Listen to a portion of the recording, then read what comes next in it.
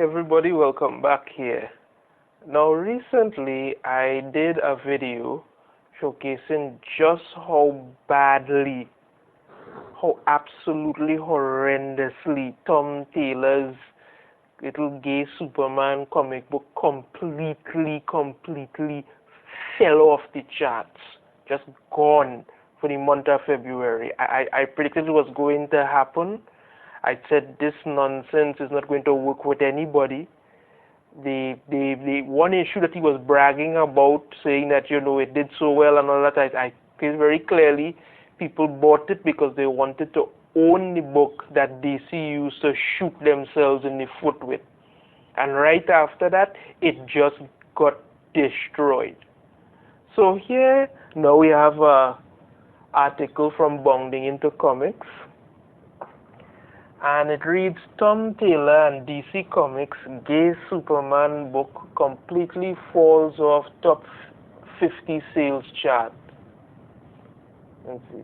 DC Comics and writer Tom Taylor's gay Superman book, Superman Son of Kal-El, completely fell out of the top 50 sales chart for the month of February. We have a picture of his gay Superman with gay Aquaman. It's a whole lot of mess by itself. Tom Taylor has consistently attempted to defend his book sales, albeit without providing any numbers. But the reality of time continues to prove his assertions simply aren't true. At this point, Tom Taylor is just delusional. That's all. Back in February, he attempted to defend the book sales, but actually confused the book's placement on the sales chart in November to the issue of the book. As part of a lengthy thread on Twitter, Taylor wrote, "Wait, issue number 6 didn't even appear in December sales." What? Yeah, this was what happened. When I covered it, I didn't refer to that issue. I talked about the issue before that and the book on the whole.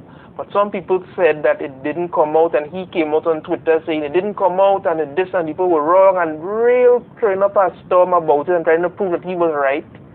Okay, the 5th issue of the book where Superman gets a boyfriend was in fact the 6th top-selling book on ICV2's chart. As noted by the ICT2 chart, units and dollar sales ranking based on sales tracked at point of sale by Comic Hub systems at stores selling American comics around the world. Now, just to be clear, this is John Kent, Superman's son, we're talking about here, right?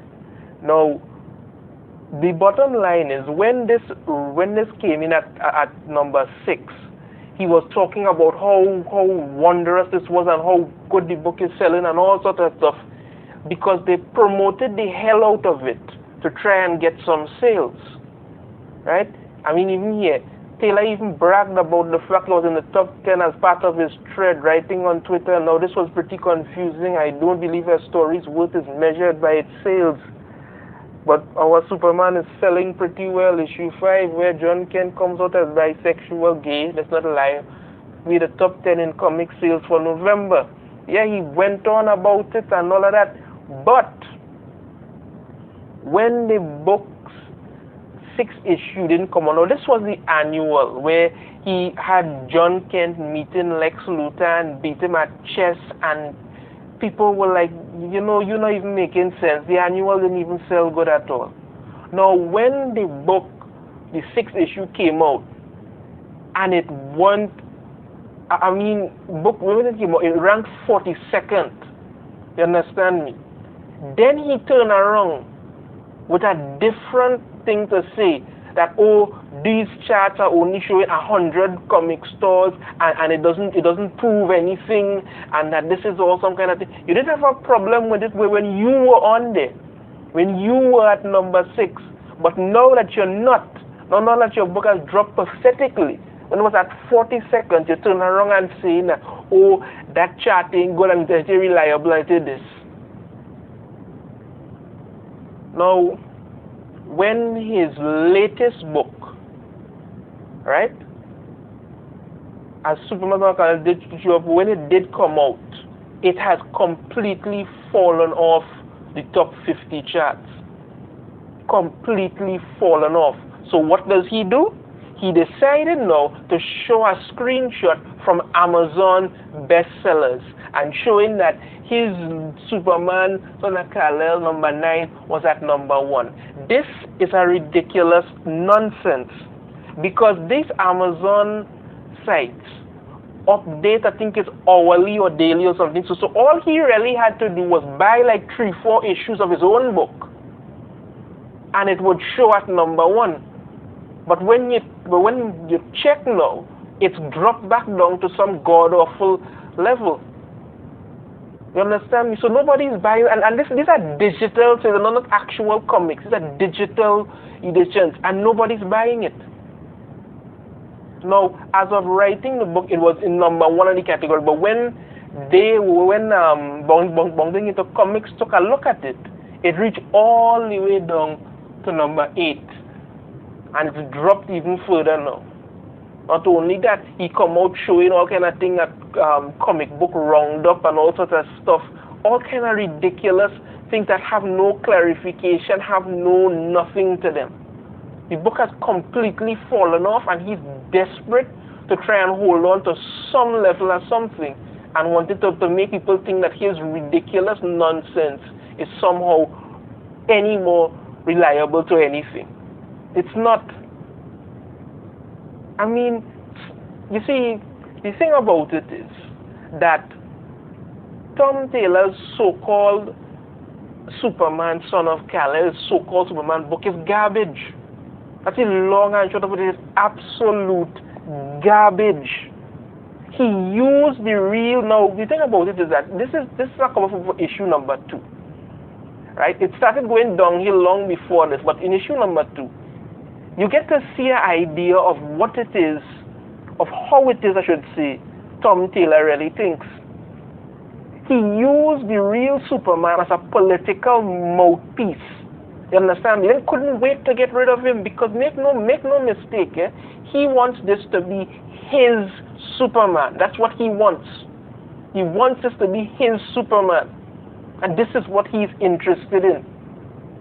You understand me? He makes it a point to show his disgust for the real Superman. Now, the real Superman is powerful. He's powerful enough to rule the entire universe. That's a given. But he's a good person. He's a caring and understanding person. He believes in inspiring people, in helping others, in doing the things he can do to try and make a difference in this world. He's a real hero, and Tom Taylor despises that. The same way he despises Batman. He's taken on Nightwing, and he wants to make it seem like Nightwing is the new Batman. Keep in mind, his Superman, Son of Kal-El, is basically what he would do if he was Superman. The same thing Nightwing is what he would do if he was Batman. He figures Batman shouldn't fight crime. What Batman should do is take his money and give it all away, just like Nightwing did. That is his idea of helping people. That is his idea of it. I mean, you even have this issue here. Now, this is the issue with the climate change. You understand? You would never see Superman doing this. Why? Because Superman knows he has the abilities to go out there and actually make a difference. But you don't want to do that. The best thing to do is to go out and protest for climate change. Not actually get up off your ass and use your powers to help the earth, you know. No. This is the kind of rubbish that they do. They expect people to believe this is what they want, this is what they believe, this is how they expect a hero to behave. This is what they figure people want to watch, sit down and watch. You and your pink-haired boyfriend, gay, Akuma, and a bunch of other mindless morons walking around with protest cards saying something when you could actually go out and do something. Who wants to read that book? Who wants to sit down and read a book watching Superman protesting when you could actually be out there making a difference?